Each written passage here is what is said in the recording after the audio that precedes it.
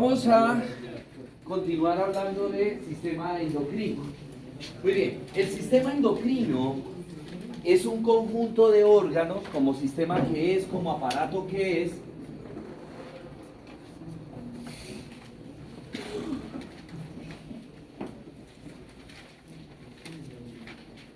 muy bien, como sistema que es, como aparato que es, el sistema endocrino está constituido por una serie de órganos. ¿Qué particularidad tienen estos órganos? Que a diferencia de los demás sistemas, de los demás aparatos, que los órganos estaban en secuencia, uno detrás de otro, por ejemplo, cerebro, médula, tallo, estaban todos unidos, por así decirlo, sistema urinario, riñón, uréter, vejiga, uretra, ¿sí? Hola, hola. Buenos días, profe, que no nos dejaron sacar puestos de allá, podemos bajarnos ya. Sí, claro. Entonces, acá no. Aquí los órganos se encuentran dispersos, se encuentran por así regados por todo el cuerpo, con una gran particularidad. O sea, no están unidos entre ellos, por así decirlo, con una gran particularidad que ellos van a tener, todos ellos van a tener la función de producir unas sustancias que se van a llamar hormonas, ¿sí? Y esas sustancias van a salir a través de una serie de conductos y esos conductos van a transportar esas hormonas hacia diferentes órganos. Pero ¿por qué dije yo temen los talleres y hasta ahora todavía me están entregando talleres? Porque el ascensor se devolvió y subió. Y Porque estaba ahí en el ascensor. Mire, y hasta ahora marcando el sacratísimo rostro.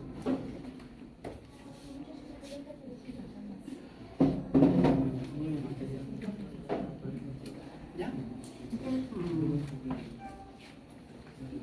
A ver, entréguenme los talleres, los demás, porque empiezan. Y aquí comencemos con órganos endocrinos. Empezamos con la hipófisis.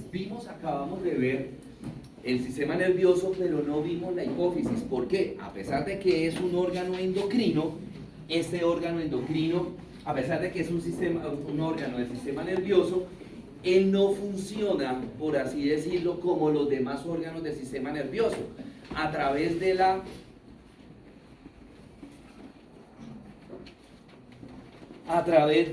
la transmisión de impulsos por las neuronas, ¿cierto? Él no funciona así, sino que, como les decía, él produce hormonas.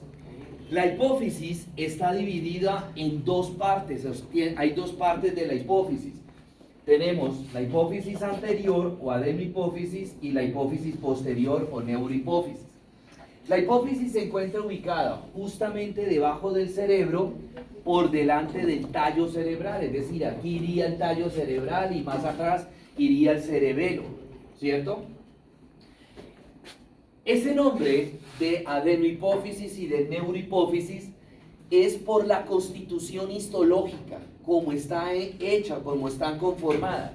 En el caso de adenohipófisis o hipófisis anterior, la palabra adeno significa glándula, quiere decir que la constitución de este tejido es tejido glandular, de esta parte de la hipófisis anterior, y la parte de la hipófisis posterior, neurohipófisis, está constituido por tejido nervioso, ¿correcto? Miren acá, el cerebro, miren el tallo, miren la hipófisis y acá está el cerebelo. Miren lo pequeña que es la hipófisis y lo importante que es. A nivel del sistema endocrino, toda la actividad del sistema endocrino se maneja a través de un eje que está constituido por tres niveles. El primer nivel se llama el eje hipotálamo, hipófisis y luego el órgano, ¿sí? El hipotálamo va a producir una hormona, o unas hormonas, porque lo estoy hablando a nivel general, va a producir unas hormonas que se llaman las hormonas liberadoras ¿de qué? Pues esa secreción de esta hormona acá, en el hipotálamo, baja acá y actúa sobre la hipófisis. Entonces, esta hormona liberadora, estimulante de la liberación, es la que llega y actúa a la hipófisis para que la hipófisis produzca esa hormona las diferentes hormonas que vamos a ver. La hipófisis obedece a esa acción del hipotálamo, produce una serie de hormonas que vamos a ver, y esas hormonas ya dependiendo cuál sea la hormona, es la que va a actuar en los diferentes órganos, ¿sí? Entonces, ese es el eje en la que se va a actuar. Muy bien. Aquí tenemos entonces, en una resonancia, tenemos el cerebro, el tallo y el cerebelo. Y acá está la hipófisis, miren lo pequeñita que es la hipófisis. Entonces, ¿qué hormonas se producen? Dependiendo qué parte de la hipófisis estemos hablando, se van a producir diferentes hormonas. Hablemos de la hipófisis anterior o adenohipófisis. Hipófisis anterior o adenohipófisis. ¿Qué me produce? Primero las voy a nombrar y luego las vamos a desarrollar una por una. La hipófisis anterior me produce las hormonas gonadotróficas, que son dos, FSH y LH, que ya nosotros lo vimos en aparato reproductor. Me produce la hormona estimulante del tiroides, la TSH, también llamada tirotropina. Me produce la hormona adrenocorticotropina, ACTH. Me produce la hormona estimulante de los melanocitos, ¿sí? La MSH. Me produce la hormona de crecimiento, ¿sí? Eso en cuanto a la hipófisis. Me produce la prolactina. En cuanto a la hipófisis posterior, me produce dos hormonas. Una, la hormona antidiurética, y dos, la hormona oxitocina. Entonces comencemos a hablar de cada una de ellas. Comencemos con la adenohipófisis. Comenzamos por la prolactina, también denominada luteotrópica. Prolactina. Entonces, esa prolactina es la que se encarga de estimular, ¿sí? Se encarga de estimular, primero, el crecimiento y desarrollo de la glándula mamaria en la mujer. Crecimiento y desarrollo de la glándula mamaria en la mujer. Dos, cuando esa mujer está en embarazo, la prolactina se encarga de producir la leche y almacenar esa leche en una parte que vamos a ver ahorita más adelante, en una parte que se llaman los acinos mamarios. Ahí se encarga la prolactina de almacenar la leche. Segunda hormona, adrenocorticotropina. La palabra adreno me está dando el nombre de dónde actúa. Glándula suprarrenal, que ahorita también más adelante la vamos a ver. Glándula suprarrenal. Esa adrenocorticotropina lo que hace es favorecer el crecimiento y el desarrollo de la glándula suprarrenal, ¿sí?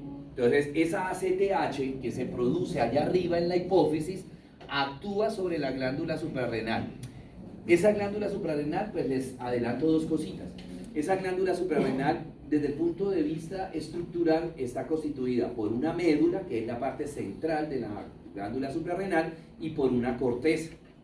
Cada una de ellas produce hormonas diferentes. Entonces, lo que hace esa adrenocorticotropina es estimular a la glándula suprarrenal para que la glándula suprarrenal produzca, dependiendo si es a nivel de la corteza, produzca lo que son la parte de los glucocorticoides, y si es en la médula, entonces produce las glándulas andrógenos sexuales, cortisol, en fin. Tenemos ahora hormona de crecimiento, la growing hormone, también llamada somatotropina. Esta quizás es la que produce, o sea, tiene muchísimas funciones. El solo nombre me está diciendo hormona de crecimiento, ¿sí? Hormona de crecimiento. Primero, estimula, esa hormona de crecimiento, pues obviamente actúa sobre todo nuestro cuerpo, ¿sí? Estimula para que cada célula de cada órgano produzca una sustancia que se llama factor insulínico de crecimiento. Factor insulínico de crecimiento. Y ese factor insulínico de crecimiento es el que actúa en cada célula de nuestro cuerpo. ¿Para qué? Para permitir ¿qué? El crecimiento de nuestro cuerpo. Entonces ese factor insulínico de crecimiento es el que me estimula el crecimiento de los huesos, y así sucesivamente. El crecimiento, en la medida que nosotros vamos creciendo, también estimula el crecimiento, ese factor de los músculos, de los nervios, de los vasos sanguíneos, del corazón, de todas las células de nuestro cuerpo. Mire tan importante esa función. Segundo, favorece la retención de calcio. ¿Para qué? Pues como está creciendo ese hueso, ¿sí? Y si de pronto ustedes se acuerdan, ¿sí? Para allá en los procesos de osteogénesis, en esos procesos de osteogénesis, tanto endocondral como intramembranosa, lo que hacía la matriz, ya sea la membrana o ya fuera el cartílago, era coger el calcio y meterlo en esa matriz para irla, ¿qué? Calcificar esa matriz para que se fuera transformando. Si era un hueso por osteogénesis endocondral, se fuera convirtiendo, transformando ese cartílago en hueso. O si era por osteogénesis intramembranosa, convertir esa membrana en hueso. ¿Cierto? Entonces, ¿quién hacía eso? Los osteocitos. Pero ¿quién le decía al osteocito, oiga, reabsorba ese calcio? Pues precisamente lo hacía, era la hormona de crecimiento. Estimula también la actividad o la transformación del osteoblasto en osteocito. Si ustedes se acuerdan, el osteoblasto era una célula inmadura. Ella no tenía la capacidad de transformarse en osteocito. Perdón, de transformar hueso. Entonces, ¿qué tenía que hacer ella? Como era una célula inmadura, ¿qué tenía que hacer ella?